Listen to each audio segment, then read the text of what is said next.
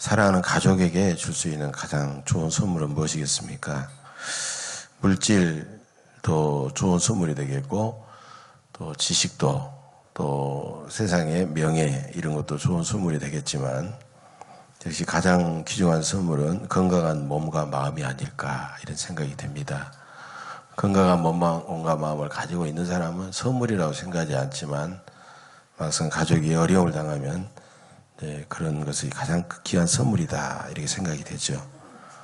건강은 서로에게 가장 귀중한 선물입니다. 제가 목사로서 여러분들에게 드릴 수 있는 귀중한 선물이 있다면 역시 건강한 몸과 마음, 또 거룩한 영성, 또 풍성하고 행복한 삶, 이런 것이라고 말할 수가 있습니다. 십자가에 달리신 예수님께서 제자들에게 줄 수 있는 최고의 선물은 바로 뭐겠습니까? 부활입니다. 부활. 그러니까 주님이 죽은 자 가운데 살아나신 부활 그 자체가 가장 귀한 선물이겠죠. 그래서 우리는 부활하신 주님을 믿고 그 주님을 만나고 그 주님과 동행하며 사는 체험이 가장 중요한 것입니다.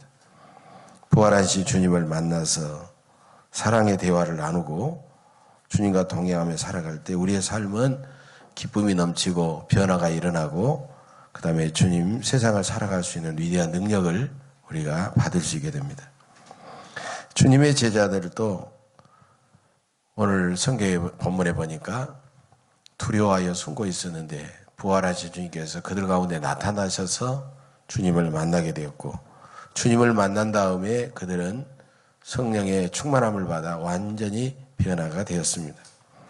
사도 바울도 다메섹 도상에서 부활하신 주님을 주님께서 찾아오셔서 만나기 때문에 사도 바울은 완전히 인생이 바뀌어지고 변화되었고 그 즉시로 다메섹에 들어가서 예수를 주라고 증거하는 그런 놀라운 변화를 경험하게 되었던 것이죠. 오늘 본문을 보면 부활하신 주님께서 찾아오셨을 때 제자들은 유대인들이 들어와가지고 방문을 꼭꼭 닫아 걸고 있었으나 주님께서 그들에게 나타나셔서 그들에게 인사를 주시면서 4가지 중요한 선물을 그들에게 주셨습니다. 오늘은 주님이 주신 4가지 선물을 하나씩 살펴보면서 은혜를 나누고자 합니다. 부활하신 주님께서 주신 첫 번째 선물은 바로 마음의 평강입니다. 오늘 본문에서 주님은 제자들에게 나타나셔서 너에게 평강이 있을지어다. 여러분 이걸 쉽게 말하면 우리가 보통 샬롬이라고 인사하는데 그들에게 나타나셔서 주님은 샬롬 이렇게 인사하신 것입니다. 왜 주님은 제자들에게 샬롬 평강을 주셨을까요? 그것도 2번씩이나 그렇게 말씀하셨을까요? 이 험한 세상을 살면서 마음의 평강이 가장 중요하기 때문입니다. 여러분 세상의 수많은 문제는 결국 마음이 흔들리지 않고 마음이 평강을 유지하며 살아가는 것이 행복의 기본이고 가장 중요한 문제라는 것입니다. 그래서 성경에는 이 마음이라는 말이 마음으로 번역되기도 하고 또 심령으로 번역되기도 하고 다양한 그런 언어로 번역되는데 이 말이 200번 이상이나 그렇게 나오고 있습니다. 마음을 다스리는 자는 성을 빼앗는 자보다 낫다 이렇게 말씀하고 있습니다. 몇만 톤의 거대한 선박 또 나중에 그 선박이 나아갈 방향을 저 선박 제일 뒤에 있는 작은 1m, 2m 정도밖에 되지 않는 키가 그 선박에 가는 방향과 속도를 결정하게 되는 것입니다. 따라서 마음이 건강하고 올바르면 몸도 마음도 건강하겠지만 마음이 병들고 약해지면 몸도 마음도 병들고 약해지는 것입니다. 그래서 우리는 외부적인데 다른 사람 환경에 신경을 쓰는 것이 아니라 내 마음을 잘 지키고 평강으로 채워가는 그런 삶을 살아야 될 줄로 믿습니다. 중세기 어떤 수도사가 수도원에 들어와서 여러 가지 이제 하면서 그가 마지막에 이제 인생을 다 살고 임종하기 전에 그는 이렇게 다른 수도사들에게 이런 고백을 했다고 합니다. 나는 20대에 세상을 바꿔보려고 했지만 그렇게 노력했지만 되지 않았습니다. 나는 30대가 되자 내가 남을 바꿔보려고 노력했지만 되지 않았습니다. 40대에는 내 가족을 바꿔보려고 했지만 되지를 않았습니다. 나는 그러자 50대에 수도원에 들어와서 나 자신, 내 마음이라도 바꿔보려고 노력했지만 드디어 주님께서 나에게 은혜를 주셔서 나를 돌아볼 수 있게 되었습니다. 주님의 은혜로 변화되었던 나는 변화된 가족을 보았고, 변화된 이웃을 보았고, 변화된 세상을 보았습니다. 문제는 나 자신입니다. 내가 바뀌지 않으면 남도 세상도 바뀌지 않는다는 것입니다. 여러분, 어떻게 하면 세상을, 어떻게 하면 나를 바꿀 수가 있겠습니까? 어떻게 하면 나를 바꿀 수가 있어요? 내 마음의 주인을 바꿔야 한다는 것입니다. 내 인생의 주인이 누군가를 우리가 분명하게 설정하고 살아야 된다는 것입니다.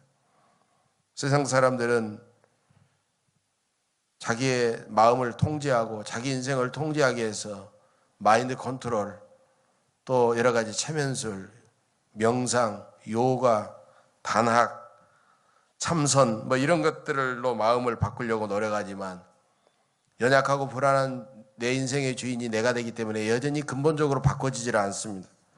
마음의 주인을 바꾸지 않고는 바꿔질 수가 없다는 것입니다. 여러분, 예수를 믿는다고 하는 것은 예수님을 내 마음의 주인으로 영접하는 것이고, 바로 내 마음의 주인으로 온전히 영접할 때 구원의 역사가 일어나는 것입니다.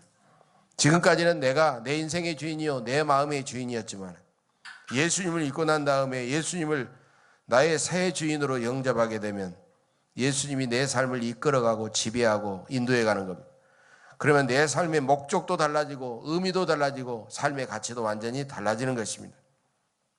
주님께서 주시는 참된 기쁨과 능력과 이제까지 내가 주인이 되어 살아가면서 세상에서 맛보지 못한 참된 평강을 누리게 될 줄로 믿습니다. 평강은 히브리 말로 샬롬, 이것은 평안이라는 말로, 평강이라는 말로 번역되기도 하고 가장 보편적으로는 평화라는 말로 그렇게 번역할 수 있습니다. 부활하신 주님을 영접한 사람은 그 심령 속에 온전한 평강을 누리게 되고, 그리고 평화롭기 때문에 평화를 위해서 세상 속에 나가서 일하는 사람이 됩니다. 부활하신 주님께서 평강을 주시면 내 마음에는 어떤 변화가 일어나겠습니까? 첫째로 주님께서 평강을 주시면 모든 슬픔이 사라지게 되는 것입니다. 주님께서 십자가를 지고 골고다로 올라가실 때 수많은 여인들과 사람들이 가슴을 치면서 통곡하며 주님의 뒤를 따랐습니다. 수많은 사람들이 생전에 주님을 너무나도 사랑했고, 사랑이 클수록 그 슬픔도 그만큼 컸던 것입니다. 주님의 죽음은 가장 큰 슬픔이었습니다. 제대로 장례식도 치르지 못했던 제자들의 모습은 두려움 속에 숨어 있었지만 얼마나 슬펐겠습니까? 막달라 마리아는 안식일이 지나자 새벽에 예수님의 무덤에 찾아가서 예수님의 무덤이 열려 있으면 예수님의 시신의 향유라도 발라드리려고 찾게 되었습니다. 그러나 주님의 무덤은 텅 비어 있었습니다.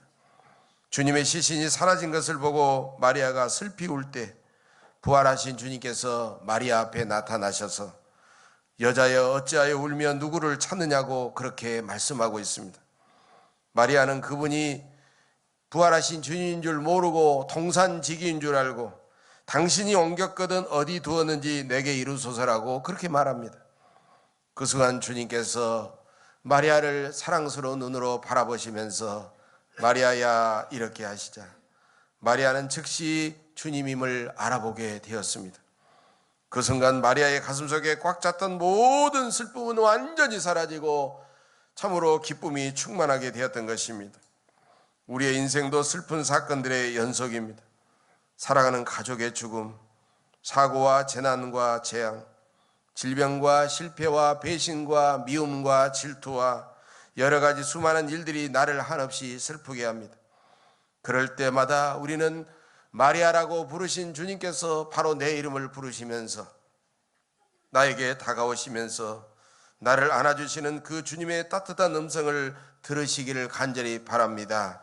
날마다 부활하신 주님 안에서 모든 삶의 슬픔을 이겨내시고 기쁨과 평강을 누리시기를 주의 이름으로 간절히 축복합니다.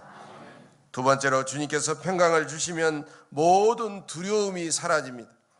많은 사람들은 두려움 속에 붙들려 살아갑니다. 이 어떤 때는 세상을 살아가는 것 자체가 두렵습니다. 세상은 너무나도 무섭고 두려운 것입니다. 우리가 안심하고 길거리를 지나가도 언제 어디서 누가 갑자기 칼을 들고 나타나서 나를 해코지 할지 모르는 그런 두려움이 있습니다. 묻지마 폭행, 묻지마 살인사건이 심심찮게 일어나는 두려운 것입니다. 그것뿐만 아니라 정치적인 억압과 전쟁의 두려움과 실직의 두려움과 고독의 두려움과 명성을 잃을지 모른다는 그런 두려움과 젊은이들은 취업과 결혼과 육아에 대한 그런 큰 두려움을 안고 인생을 살아가고 있습니다. 저 구약의 욥도 한순간에 모든 재산을 다 잃어버리고 그는 10남매나 되는 그 수많은 자녀들을 한순간에 다 잃어버리고 사랑하는 아내마저 자신을 비웃고 저주하고 떠나버리고 자신의 몸의 건강마저 잃어버리고 그는 두려움에 떨게 되었습니다.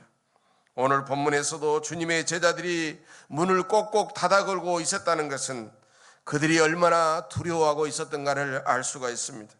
그러나 부활하신 주님은 제자들에게 나타나셔서 너에게 평강이 있을지어다 이렇게 말씀하시자 제자들은 부활하신 주님임을 알아보고 그들 속의 모든 두려움은 일순간에 다 사라져버리고 말았습니다.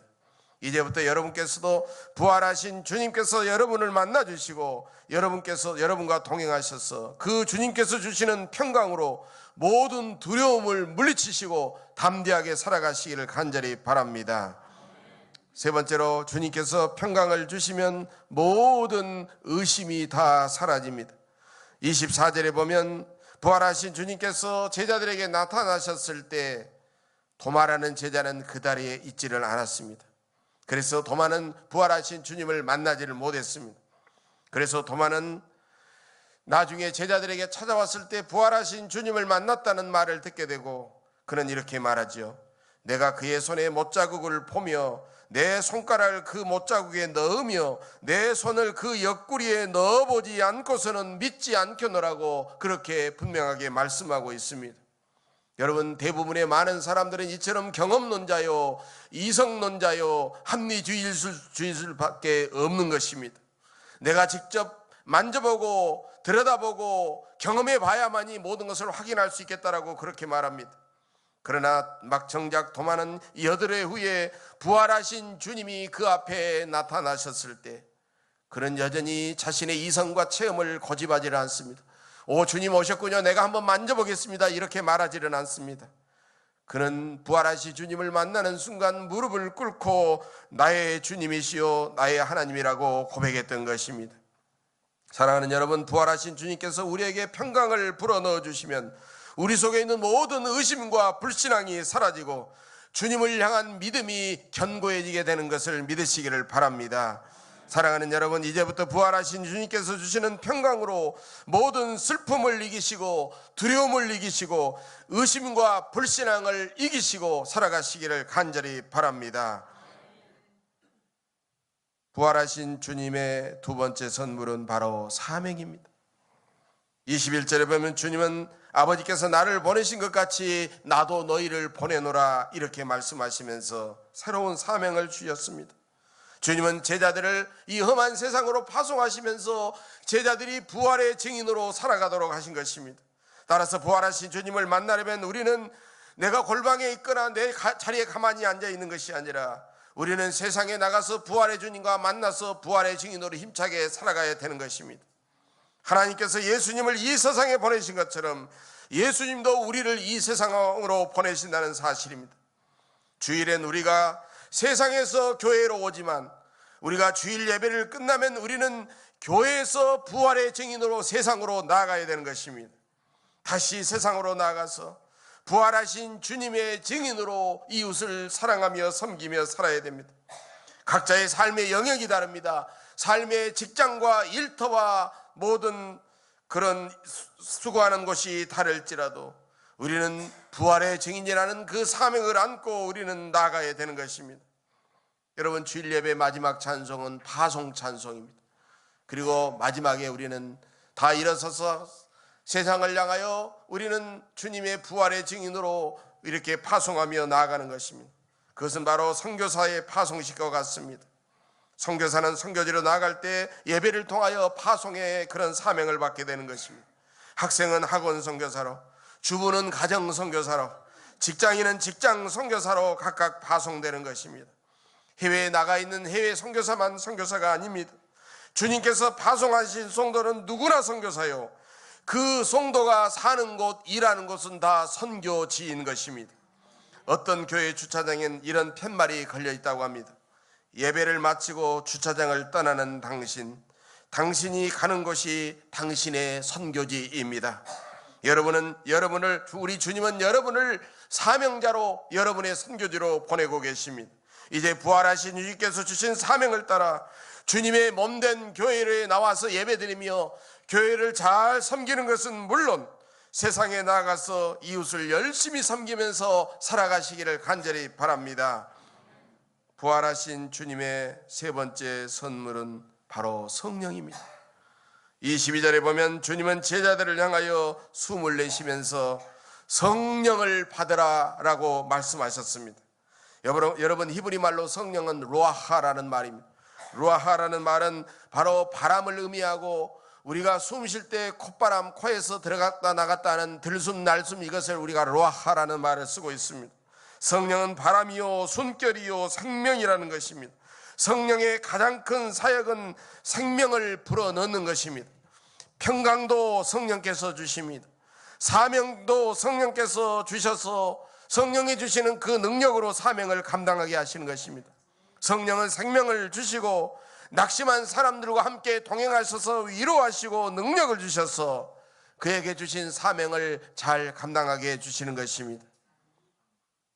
어떤 사람이 결혼하고 10년 만에 아내를 너무너무 사랑했는데 그 아내를 질병으로 잃었습니다. 장례식이 끝나자 그분은 슬픔 속에서 몇 날 며칠을 잠을 자지 못하고 밤거리를 헤매게 되었습니다. 어느 날 아침 그는 아내를 잃어버린 슬픔 속에 잠을 자지 못하고 여기저기 떠돌아다니는데 나중에 정신을 차려보니까 엄청나게 깊은 저수지 뚜기에 아슬아슬하게 자기가 서 있더랍니다. 그 순간 뭔가 느낌이 이상해서 이렇게 뒤를 돌아보는 순간 사랑하는 어머니가 그 아들의 모습을 애처롭게 눈물을 흘리며 바라보면서 서 계셨습니다. 그 사랑하는 아들의 슬픔과 고통을 함께 느끼고 계신 어머니는 밤새껏 함께 잠을 자지 못하고 이 아들의 뒤를 따라다니면서 아들이 잘못되면 붙잡아 주려고 그렇게 따라다녔던 것입니다. 여러분, 전통적으로 성령을 어머니의 영이라고 말합니다. 이 어머니와 같이 똑같이 그렇게 우리 곁에 계셔서 우리를 위로하시고 우리가 연약하고 넘어지면 붙잡아 주시는 그런 분이 바로 보혜사 성령이십니다. 요한복음 14장 16절에서 주님은 이제 곧 십자가를 앞에 두고 불안해하고 두려워하는 제자들에게 이렇게 말씀하십니다. 내가 아버지께 구하겠으니 그가 또 다른 보혜사를 너희에게 주사 영원토록 너희와 함께 있게 하리라고 말씀하셨습니다. 주님은 인생의 죄악과 고통으로 죽어가는 수많은 영혼들을 보호하시는 보혜사로 이 땅에 오셨고, 그 제자들이 두려워할 때 내가 또 다른 보혜사 바로 성령을 너희에게 보내주셔서 너희를 위로하시고 너희를 함께 해주시겠다고 그렇게 말씀하고 계십니다. 성령님은 자비로운 어머니처럼 영원토록 우리 곁에서 우리와 동행하신 줄로 믿습니다. 태초에 천지를 말씀으로 창조하신 하나님은 또다시 부활의 능력으로 우리를 새롭게 창조하십니다. 주님은 성령의 숨을 내쉬셔서 우리의 영혼 속에 성령을 보내주시고 우리를 새롭게 창조해 주십니다. 사랑하는 여러분, 우리 주님께서 기름 부어주시는 성령의 능력을 받아 땅끝까지 복음을 전파하며 수많은 영혼들을 살려내시는 여러분들의 삶이 되시기를 간절히 바랍니다. 부활하신 주님의 마지막 네 번째 선물은 바로 용서, 사죄입니다. 23절에서 주님은 제자들에게 이렇게 말씀하십니다. 너희가 누구의 죄든지 사하면 사하여질 것이요 누구의 죄든지 그대로 두면 그대로 있으리라. 여러분, 부활하신 주님은 우리에게 이웃을 용서할 수 있는 그런 능력을 주셨습니다. 연약한 우리가 감히 누구의 죄를 용서할 수 있단 말입니까? 그러나 우리는 십자가 보혈의 은혜로 용서를 받았기 때문에 그 은혜에 감격하면서 그 은혜가 주시는 능력을 의지하며 우리는 이웃을 찾아가서 용서를 할 수 있는 것입니다. 우리는 주님의 제자로서 주님을 대신하여 우리는 용서를 선언할 수 있다는 것입니다. 이것이 바로 유명한 속죄의식입니다. 우리는 속죄의식으로 충만한 삶을 가지고 충만한 그런 마음으로 이웃에게 다가가야 됩니다. 영국의 유명한 알버트 슈바이처 박사, 93살까지 아프리카 밀림에서 살다가 세상을 떠난 위대한 사람입니다. 그가 아프리카에서 93세까지 선교사로 희생했던 이유도 속죄의식 때문이었습니다. 독일의 히틀러가 전 세계를 전쟁으로 몰아넣고 유럽을 중심으로 유태인들 600만 명을 모두 집단 학살을 하자 슈바이처는 그 문제를 놓고 이렇게 기도했습니다. 히틀러에게 죽은 저 수많은 영혼들을 누가 대신 사죄할까요? 계속 물었습니다. 그러다가 그는 성령께서 주시는 놀라운 감동을 받고 이렇게 결심을 합니다. 내가 하자. 다른 사람이 하는 것을 바라보는 것이 아니라 내가 하자. 예수 그리스도의 사죄를 직접 내 몸으로 실천하자라고 그렇게 결단하고, 슈바이처 박사는 4개의 박사학위를 가진 참으로 인생의 모든 것이 다 보장된 그런 사람이었음에도 불구하고 평생 동안 아프리카의 흑인들을 섬기면서 희생했던 것입니다. 그러므로 주님의 사죄를 선포하고 이웃을 용서하는 것은 우리의 가장 귀중한 사명입니다. 여러분, 우리가 숨쉬며 살아있는 사람의 가장 소중한 일은 무엇입니까? 그것은 끊임없이 사랑하며 이웃을 용서하는 것입니다.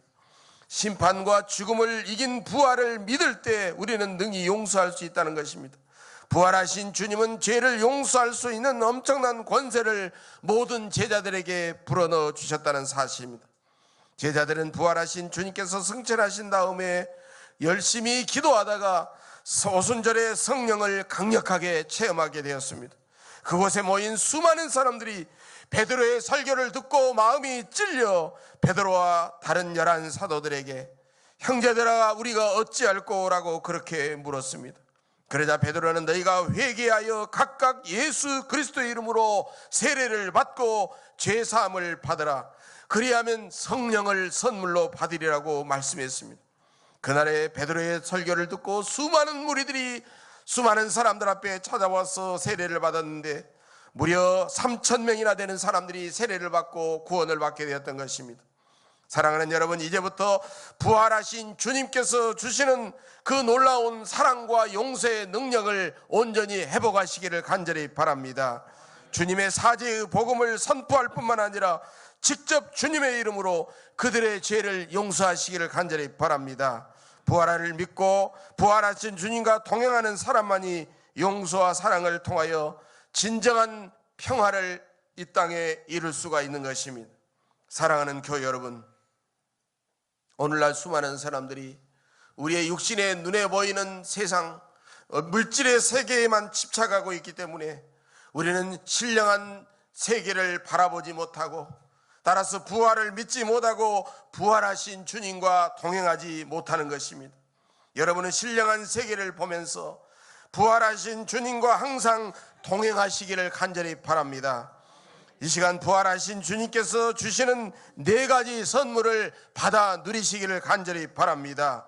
부활하신 주님을 여러분의 온전한 주인으로 모시고 참된 평강을 누리시기를 간절히 바랍니다. 부활하신 주님의 증인된 사명을 세상에서 잘 감당하시기를 바랍니다.